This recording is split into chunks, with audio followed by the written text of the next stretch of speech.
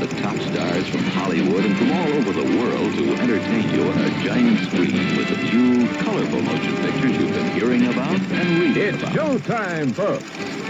Enjoy the show. We're delighted to have you with us. They're drive-in theater. You'll find something to please you to add to your evening's enjoyment. Is pleased to bring you our feature presentation.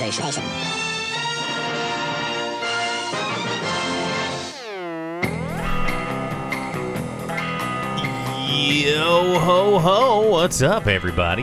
You're tuned in to the Drive-In Speakerbox. Is that supposed to be Christmas or a pirate? It's both. It is. Talk like I be the Christmas pirate. Dude, wouldn't that be awesome if Santa was like a pirate and he flew around on his like magical ship pulled by like angry seahorses, and then they just flew. It'd be like Captain Hook. Yes, that'd be great. But anyway, it's the Drive-In Speakerbox. We're going to be talking about movies for the next hour and some change. I'm your host, the Boom Operator. I'm the Grip. And we've got a show for you tonight. It's Christmas Eve here in the studio, as you'll notice from all of our holiday decor and this festive hat that I'm wearing. And I'm festive shirt. Look at that. Boy. Oh, nice. That's pretty cool. I don't own anything Christmas, man. Well, you should have said something. I would have brought some sort of fun holiday decoration for you. Christmas happens when it's cold. I'm not big on cold. And it involves plants coming inside. I don't like for outside to be inside. Poinsettias? You got poinsettias inside? No, dude, trees, bro. Sticky, sappy trees. Oh, man, they smell so good. Not about that. Well, it is Christmas Eve. We're going to be talking to you about movies. Not a whole lot of news that has happened because of Star Wars, because of Disney, because of this megalo conglomerate that has managed to occupy all of your eye holes and wallet holes. Yeah, in fact, you'll see that there's only one movie on the little cinema board behind us. That's because last week, if you guys remember, I told you that I planned on watching Vinky Mama and or Da Bang 3. And guess what? Didn't get to see either, did you? No, I did not. Vinky Mama was removed from our local theater after less than 1 week of being shown because they had to make room for Star Wars. And then I went as far as to call both theaters that were showing these films, and they did tell me as much. And then Da Bang 3, which was supposed to be released on Friday, the theater decided not to show it so they could again make room for Star Wars. Yeah. Leaning over here into the comments real quick, Sam over on Facebook says we're going to have a new listener in about 8 months. I'm guessing either he's got a friend that he's going to share us with later, or he's going to have a child and expose us for whatever reason to young, impressionable ears. But congratulations either way. That'll continue the cycle. That's like how we were made, It's and true. that's how they'll be made. Exposing their young, impressionable ears to amazing opinions. And Vince says over from YouTube, he says, I hope that you would have seen Cats. I thought about it. I really did. The reviews were unbelievable in terms of just how bad this movie's supposed to be. I mean, I don't know if you've seen the news, but rumors are that there are new versions of the film being distributed as we speak that have edits and different CGI effects to kind of cover up some of the mistakes of this current release. Oh, no, we need to rush out and see it quick. I know, we got to go see the OG version.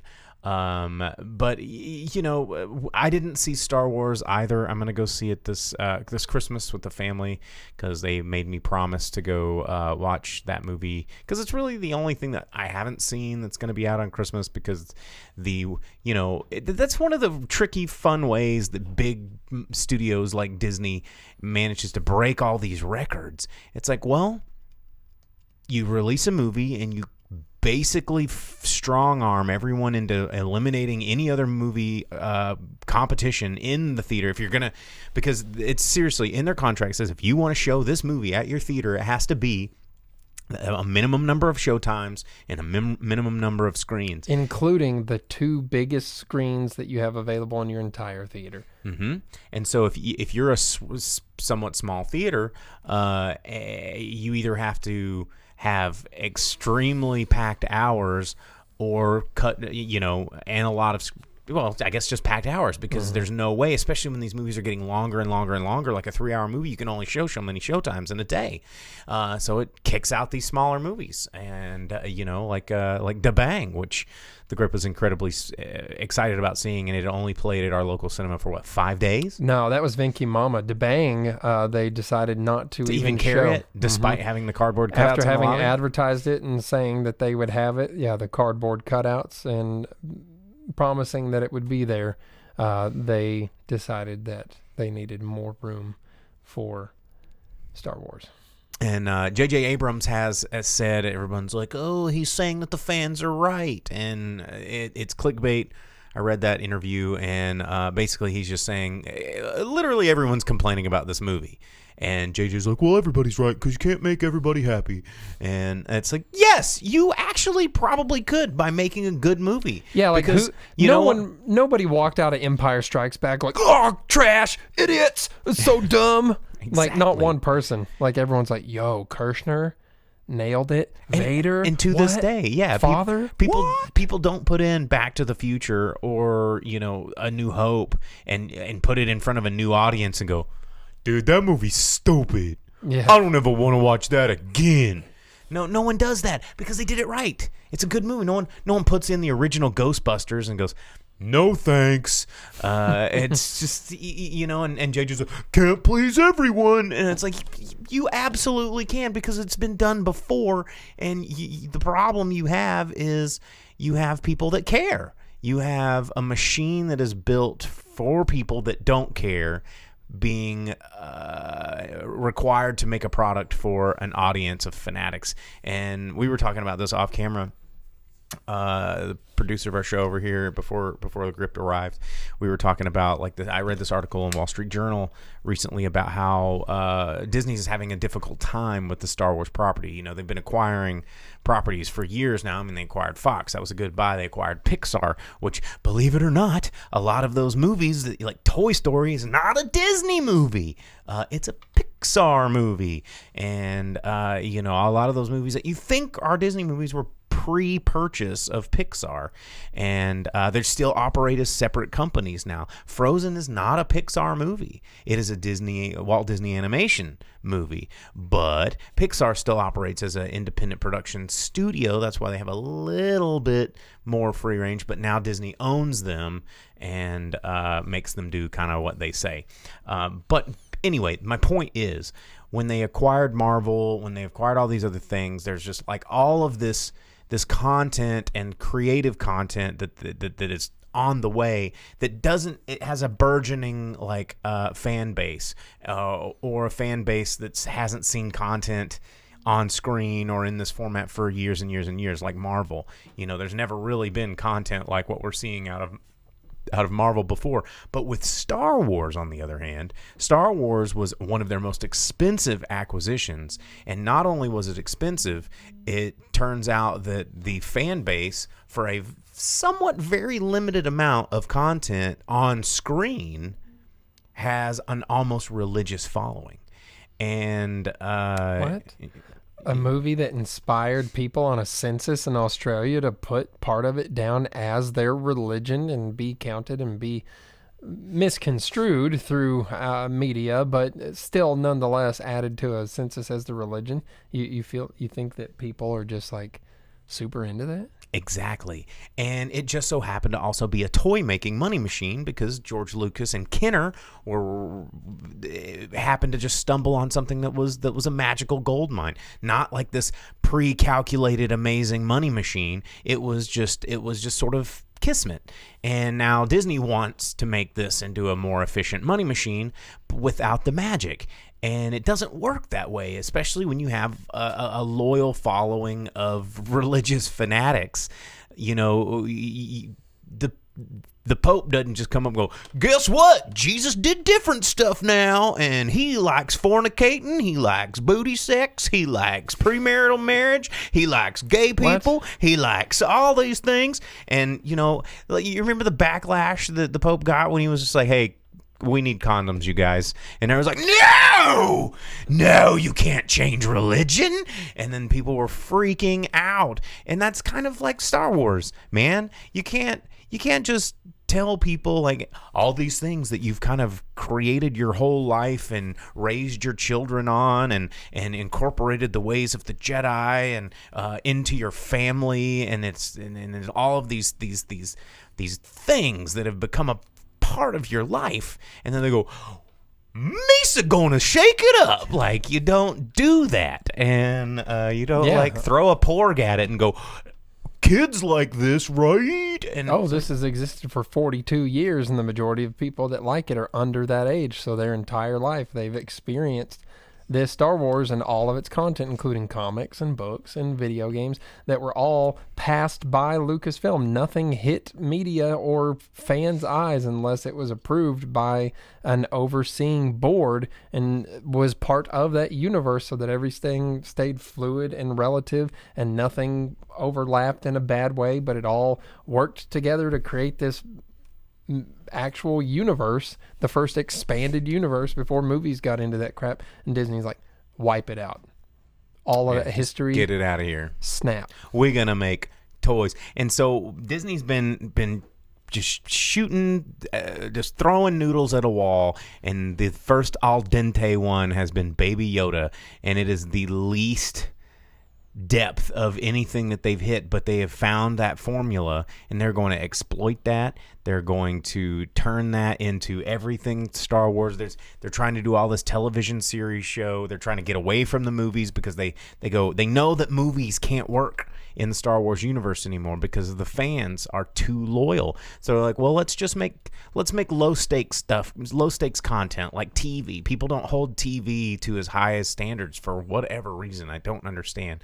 But give them something cute. Show them the baby, and then it's working. Does Werner Herzog really say like a line like that? Does he? Like, yes, he says, "Let me see the baby." The baby. The baby. Yeah, Werner Herzog is so creepy. Its green, wrinkled skin sitting in the cylinder of isolation, teleporting around, hovering over the ground, imminent doom waiting at every corner. You ever watch those nature documentaries where he does the voice for it, and you just feel like the spider webs its way into the trees to extract the vitae of its unsuspecting prey. Yeah, just like that. Yeah. Werner Herzog's a creepy voiced man. Very good actor, though. I love it. I love it. You know what? I want to go in the comments real quick because Sam said something about this is it needs more pod racing. You know, every time I get excited about something or something's really dumb, I'm like, now this is pod racing. He's not lying. Because it's just the funniest thing to do. If you're like, oh, I want them spicy chicken nugs, and then you get them, and you're like, oh, man. Now this is pod racing. It's just the funniest thing to do. Star Wars. So anyway, neither of us have Fuck seen you, it. Jake Lloyd. Yeah. Idiot. Yes. Sorry. Indeed. No, he's probably having a hard time in life, and he doesn't need me to tell him that. He probably gets letters every day telling him that. Rewind it back to when you were 12 and take it then. But now, I hope you're doing okay. I realize you've had some hard times. Hopefully you're in a good place right now, and you're doing all right for yourself. And Merry Christmas to you, Jake I take Lloyd. It back. It's not my fault that you were 12 and thrust into episode 1. It is true. We feel your pain, Mr. Lloyd. Anyway, so like I said, not a whole lot of news this week other than Cats being a complete and total shit show, which I'm probably gonna have to watch now. I gotta call into work so that I can go watch Cats, man. Dude, we need to just go and pound some Coors and sit and watch Cats and do a special broadcast. Speaking of, you know what? I meant to bring it up to the studio and I left it out in my vehicle, but I was gifted recently, early Christmas present, an Elvira poster of her selling Coors that was meant for like liquor stores and stuff like that. It has a big full moon behind her, and she has a cauldron, also known as a witch's pot, full of Coors and Coors Light, and it says, "Ooh, my favorite brews." I meant to bring it up, but that being said, if you're like me and you ordered In Search of Darkness, the 80s sci-fi or 80s horror documentary, and pre-ordered so that you could have your name put into the credits like a cool guy on your own individual version of the film, they have delayed it until February. Oh no! Yeah, because it was December and I was supposed to have seen it around Thanksgiving, and I was like, where's my documentary that I ordered? And I visited their website, and they switched their people printing the disc. So now it'll be February before I get my pen and movie and all that stuff. It's supposed to be like a 7 or 8 hour long deal, all about everything 80s horror. And if you're into that kind of thing, right now they're making a sci-fi documentary the same way. And last I checked, it was still on the stage where you could suggest movies and things for them to explore in the documentary. A boy and his dog. That's always my fun oddball off the wall recommendation to people that are like, what's a weird classic cult sci-fi? It's like, all right, if you haven't already seen Zardoz, hit that one up. Don't waste your time with Zardoz. But if you have, then A Boy and His Dog, which is just like Don Johnson rolling up with a telepathic dog in a nuclear wasteland town, and he finds like basically Dogpatch slash Silver Dollar City underground, where everybody like paints their face real weird and then tugs him off for like ever. Yeah. So it's weirder than Zardoz? So basically any sci-fi movie where you see a person like hooking up some dude's tallywhacker to like a milk machine to get like the seed out forever, that all comes from A Boy and His Dog. Like, how many movies are you watching that have that? There's more than you'd think. I'm pretty sure that's in Star Trek too. There's episodes of Star Trek. No, but in Futurama, in First Contact, the Borg Queen gives Data skin grafts on his penis so she can tickle it and try and talk him into turning against the Enterprise because she's giving him dick tickles. Hey man. They'll talk you into a lot of weird things, those dick tickles. Yeah, because he never had the skin to feel his pee-pee before. And then here comes Borg Queen being like, how about that skin? Dude, I'm not making this up. You act like I'm just like this is off the top of my dome. No way, man. This is real, that someone who like was the writer in First Contact was like, what could Data be tempted First Contact? With? Yeah, First Contact on his pee-pee. Is that the real meaning of that movie title? Oh. First Contact. Yeah. Oh, man. Anyway, gross. Sam, Miss Spuds McKenzie. You know what? Fun fact, I also have one of those Spud McKenzie life-size lamps that light up. Oh, dude. With a Bud Light shirt on. We should put that in the background one day. It's really big. Oh. It's life-size dog. Put him where Slimer's at. Oh, yeah. Moving him over there. So anyway, yeah, not a whole lot else in the news other than Star Wars and everybody's doing their best of 2019 list. We don't do that around here because that's a fool's errand. You can copy pasta like, oh, best female directors, oh, best Academy Award bullshit, oh, best Marvel 10,000 black. Who cares about your best of list? Everyone's doing them. But in January, tune in to our worst of list because we watch all the shit, so you don't have to. Yeah, someone commented there a ways down that they read a 50 movies of 2019, like top 50 or something like that, and that Endgame was actually towards the bottom of the list. Maybe people are coming to their senses a little bit. Hopefully so. Why was this 3.5 hours long? Yeah, why did we care so much? Yeah. Why did we give it $4 billion or whatever? Anyway, but speaking of Christmas, you were talking about Christmas presents. I got you a Christmas present. Oh, no, what? A Christmas present right there. What? Boom. I didn't know that we were doing this today. I thought we were waiting until tomorrow. Well, that's what makes it fun, is you didn't know. Unreal. But, yeah, dude, I mean, why not? Yeah, check it out. He's unraveling. What is this? It is a T-shirt of sorts, but it is. How about that? You know what that is? Boom. What? Boom. There it is. Nice. Band T-shirt, final tour ever, end of the road, Kiss tour. I'm wearing my Merry Christmas T-shirt. Boom. Yeah, I bought that when I went and saw, and that you couldn't come with me, so I got you one of the tour shirts, and I know you like the ones that have all the dates on them. Seahawk. Heck yeah, dude. That's super cool. Yeah. Well, Preach. Mine, I didn't bring mine. That's okay. I'll have it for you tomorrow. That's fine. I thought it'd be, and look, you're even wearing your Kiss hoodie. Yeah, that's true. I do have my Kiss hoodie. It is a on. Merry Christmas up in here, so there you go. That I purchased when we did go see Kiss together. That's right. Yeah. That's right. Well, super cool. That rules. You know what this means, though? We're going to have to go watch that Motley Crue Stadium Heck yeah, we concert showing. So all of you people who watch The Dirt and are now fans of Motley Crue, you can go check them out. Yeah, you're going to have to check out the Crue in person. I've never gotten to, so I need to do that. So Vince, of course, this comes up every time we mention Kiss's final tour. Yes, actually, yes. Paul Stanley, Gene Simmons have gone on record. They have never actually said that they're never going to tour again until now. Like they did, they said that it was the last tour of the original four. And that has been true ever since. I was there for that. But they never said that they were going to stop touring.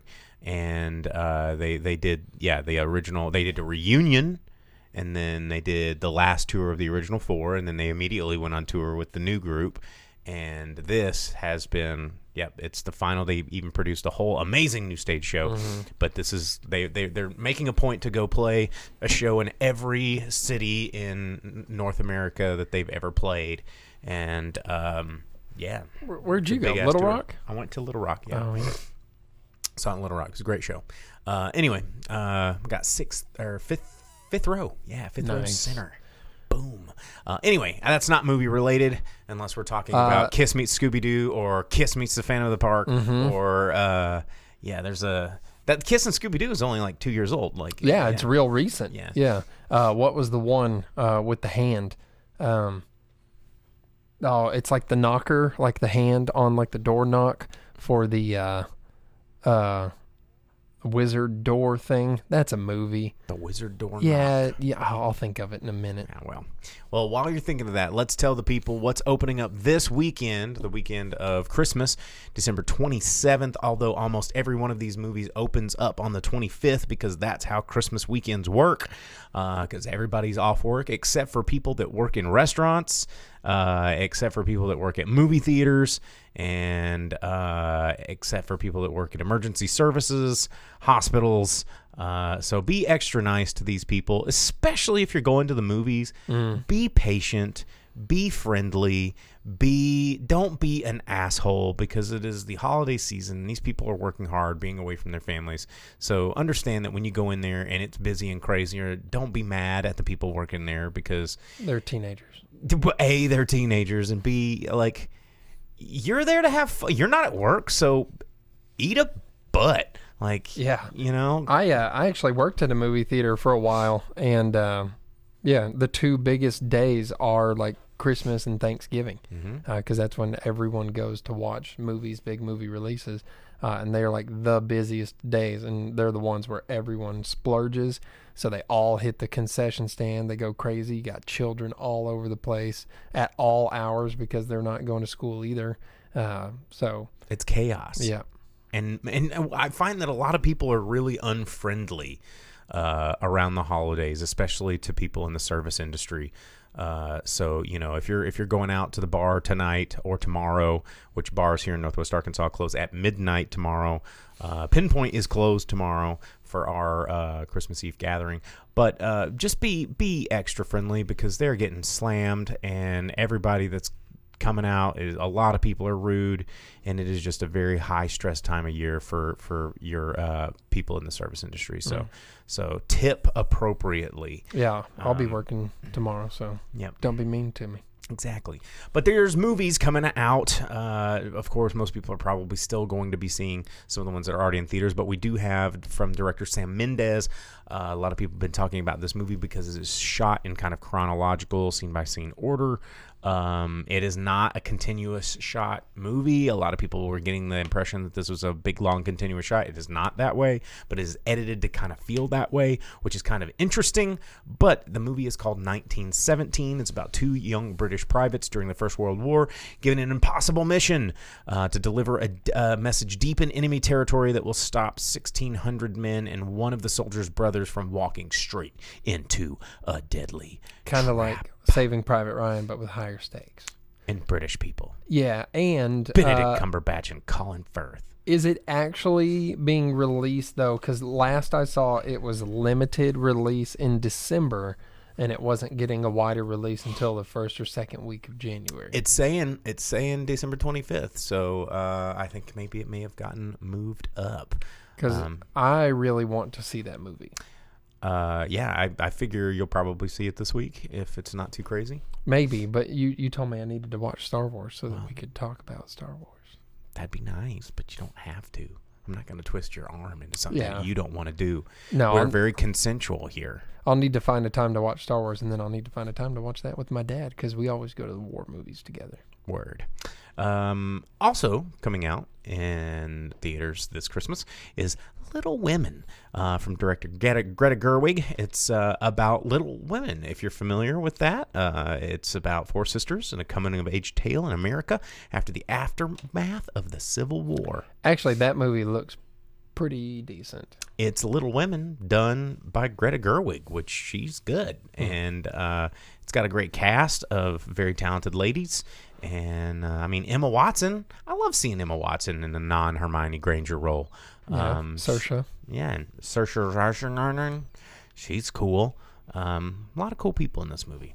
Also coming out for the kiddos, if you're not tired of taking them to Frozen again and again and again, you can take them to this somehow got made movie, Spies in Disguise, with Will Smith and Tom Holland, about Will Smith turning into a pigeon and being my favorite of all things to watch on screen, CGI animals doing people things. And it's like, why on earth do these movies continue to get made? It's like, oh man, I'm powerful and cool. Oh no, I'm an animal. What do I do? What if James Bond Hijinks turned into a pigeon? And what if he was also Will Smith? And like, say no more. And they're like, hold on. We're also going to toss Spider-Man in there. They're like, okay. Double done. We've got it. Print. You remember, what was the movie with Kevin Spacey back when he was still acceptable to acknowledge as a human? And he was like this big angry businessman. Blah, blah, blah. Superman Returns. And then his like somebody. He was like Luthor. Am I wrong? No, it's true. It's true. But like his daughter or something, they had a cat, a family cat, or some nonsense, and like it was Christopher Walken puts a curse on. Kevin Spacey turns him to a cat, and then hijinks ensue. Oh, you remember that one? Yeah, that came out just like a right before his big downfall. Mm-hmm. It was like the Shaggy Dog, like Boss but Cat with a cat, fat cat, big cat, yeah, cat money millionaires, cat dad, cat daddy.